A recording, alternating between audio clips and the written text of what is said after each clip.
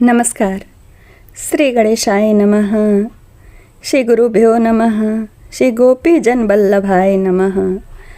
वंदे वंदारु मंदारम वृंदावन विनोदिनीं वृंदावन कलानाथं पुरुषोत्तम अद्भुतं नारायणं नमस्कृत्य नरं चैव नरोत्तमं देवीं सरस्वतीं व्यासं ततो जयमुदीरयेत्। अथ पुरुषोत्तम महात्म्यम अधिक मास महात्म्य मलमास महात्म्य। आज मैं आपको द्वाविंशोध्याय का हिंदी में भावार्थ सुनाऊंगी। राजा प्रश्न करेंगे, दृढ़धनवा राजा पूछेंगे कि इस मास के व्रत में क्या खाना चाहिए क्या नहीं खाना चाहिए, वह इसमें विस्तार से बताया जा रहा है नियम के साथ। आइए सुनिए। दृढ़धनवा राजा बोला है, तपोधन पुरुषोत्तम मास के व्रतों के लिए विस्तार पूर्वक नियमों को कहिए। भोजन क्या करना चाहिए और क्या नहीं करना चाहिए, और व्रती को व्रत में क्या मना है, विधान क्या है। श्री नारायण बोले, इस प्रकार दृढ़धनवा ने वाल्मीकि मुनि से पूछा। बाद लोगों के कल्याण के लिए वाल्मीकि मुनि ने सम्मान पूर्वक राजा से कहा। वाल्मीकि मुनि बोले, हे राजन, पुरुषोत्तम मास में जो नियम कहे गए हैं मुझसे कहे जाने वाले उन नियमों को संक्षिप्त में सुनाइए। नियम में स्थित होकर पुरुषोत्तम मास में हविषान्य का नियम आप मुझे बताइए। तो बताते हैं, वे कहते हैं कि संक्षेप में सुनिए। नियम में स्थित होकर पुरुषोत्तम मास में हविषान्य भोजन करें। गेहूँ, चावल, मिश्री, मूंग, जौ, तिल, मटर, सांवा, तिन्नी का चावल, बथुआ, हिमलोचिका, अदरक, काल शाक, मूल, कंद, ककड़ी, केला, सेंधा नून, समुद्र नून, दही, घी, बिना मक्खन निकाला दूध, कटहल, आम, हरड़, पीपर, जीरा, सौंठ, इमली, सुपारी, लवली, आंवला, ईख का गुड़ छोड़कर इन फलों को और बिना तेल के पके हुए पदार्थ को हविष्य कहते हैं। हविष्य भोजन मनुष्यों को उपवास के समान कहा गया है। समस्त आमिष जैसे मांस, शहद, बेर, राजमांस आदि, राई और मादक पदार्थ, ध्यान दीजिएगा, दाल, तिल और तिल का तेल लाह से दूषित, भाव से दूषित, क्रिया से दूषित, शब्द से दूषित अन्न का त्याग करें। दूसरे का अन्न, दूसरे से वैर, दूसरे की स्त्री से गमन, तीर्थ के बिना देशांतर जाना व्रती छोड़ देवें। यानी अधिक मास में तीर्थ के लिए ही जावें, अन्यथा घर में अपना भजन कीर्तन पूजनम करें। देवता, वेद, द्विज, गुरु, गौ, व्रती, स्त्री, राजा और महात्माओं की निंदा करना पुरुषोत्तम मास में त्याग देवें। सूतिका का अन्न मांस है, फलों में जंबीरी, नींबू मांस है, धन्यों में मसूर की दाल मांस है, बासी अन्न मांस है, बकरी, गौ, भैंस के दूध को छोड़कर सब दूध आदि मांस हैं, और ब्राह्मण से खरीदा हुआ समस्त रस, पृथ्वी से उत्पन्न नमक मांस है।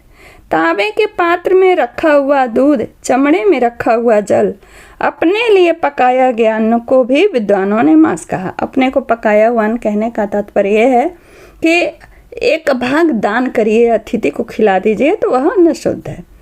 पुरुषोत्तम मास में ब्रह्मचर्य, पृथ्वी में शयन, पत्रावली में भोजन और दिन के चौथे पहर में भोजन करें।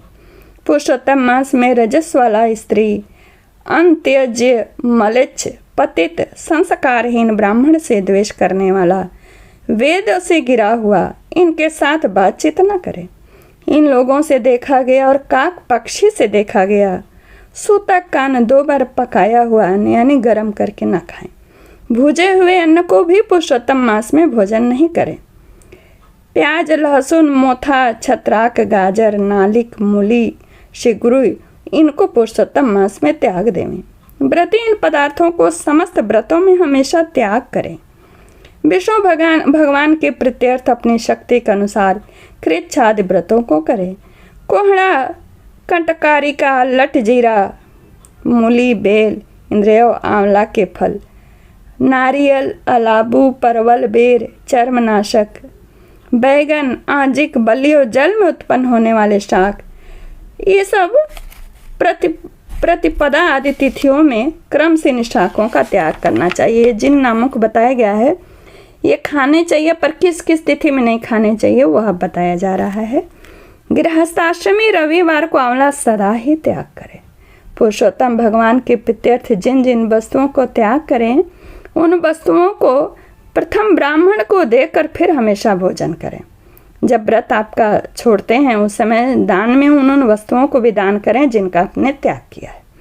व्रती कार्तिक और माघ मास में भी इन नियमों को करें, यानी जो आपने नहीं खाया उसे दान करके खाएं। हे राजन, व्रती नियम के बिना फलों को नहीं प्राप्त करता है, यानी नियम से ही व्रत करेंगे तभी आपको फल की प्राप्ति होगी। यदि शक्ति है तो उपवास करके पुरुषोत्तम मास का व्रत करें, अथवा घृत पान करके, अथवा दूध पान करके, अथवा बिना मांगे जो कुछ मिल जाए उसको भोजन करें, अथवा व्रत करने वाला यथाशक्ति फलाहार आदि करे जिसमें व्रत भंग न हो। विद्वान इस तरह का व्रत नियम धारण करे। पवित्र दिन प्रातः काल उठकर पूर्वाह्न की क्रिया को करके भक्ति से श्री कृष्ण भगवान का हृदय में स्मरण करता हुआ नियम को ग्रहण करे। हे भूपते, उपवास, व्रत, नक्त व्रत और एक भूत, इनमें से एक का निश्चय करके इस व्रत को करें। उपवास यानी केवल फल खा करके, नक्त व्रत, एक भुक्त व्रत। एक व्रत होता है शाम को खाना खा के व्रत करना। वो खाना जो आप खाते हो वो नियम के अनुसार होना चाहिए, उसमें जो जो वर्जित हो वो नहीं खाना है। और एक रात में खाना खाने को करके भी व्रत कर सकते हैं। पुरुषोत्तम मास में भक्ति से श्रीमद् भागवत का श्रवण करें तो उस पुण्य को ब्रह्मा कभी कहने में समर्थ न होंगे। श्री पुरुषोत्तम मास में लाख तुलसी दल से शालग्राम का पूजन करें तो उसका अनंत पुण्य होता है। श्री पुरुषोत्तम मास में कथनानुसार व्रत में स्थित व्रती को देखकर यमदूत सिंह को देखकर हाथी के समान भाग जाते। हे राजन, यह पुरुषोत्तम मास व्रत 100 यज्ञों से भी श्रेष्ठ है, क्योंकि यज्ञ करने से स्वर्ग की प्राप्ति होती है और पुरुषोत्तम मास व्रत करने से गोलोक को जाता है। जो पुरुषोत्तम मास व्रत करता है उसके शरीर में पृथ्वी के जो समस्त तीर्थ और क्षेत्र हैं तथा संपूर्ण देवता हैं वे सब निवास करते हैं। श्री पुरुषोत्तम मास का व्रत करने से दुःस्वप्न, दारिद्र और कायिक, वाचिक, मानसिक पाप ये सब नाश को प्राप्त होते हैं। पुरुषोत्तम भगवान की प्रसन्नता के लिए इंद्र आदि देवता पुरुषोत्तम मास व्रत में तत्पर हरि भक्त की विघ्नों से रक्षा करते हैं। पुरुषोत्तम मास व्रत को करने वाले जिन जिन स्थानों में वास करते हैं वहां उनके सम्मुख भूत, प्रेत, पिशाच आदि नहीं रहते। हे राजन, जो इस प्रकार जो विधि पूर्वक पुरुषोत्तम मास का व्रत करेगा उस मास के व्रत के फलों को कौन कह सकता है। यानी यथार्थ रूप से कहने के लिए साक्षात शेष नाग भी समर्थ नहीं है। श्री नारायण बोले, जो पुरुषों में श्रेष्ठ पुरुष मन से अत्यंत आदर के साथ इस प्रिय पुरुषोत्तम मास व्रत को करता है वह पुरुषों में श्रेष्ठ है। अत्यंत प्रिय होकर रसिकेश्वर पुरुषोत्तम भगवान के साथ गोलोक में आनंद करता है। श्री बृहन्न नारदीय पुराणे पुरुषोत्तम मास महात्म्य श्री नारायण नारद संवादे दृढ़ धन्वापोख्याने पुरुषोत्तम व्रत नियम कथनम नाम द्विषो ओम तत्सत।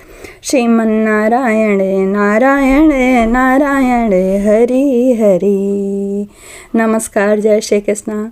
मेरे चैनल को सब्सक्राइब करिएगा, इस वीडियो को लाइक कमेंट शेयर करिएगा।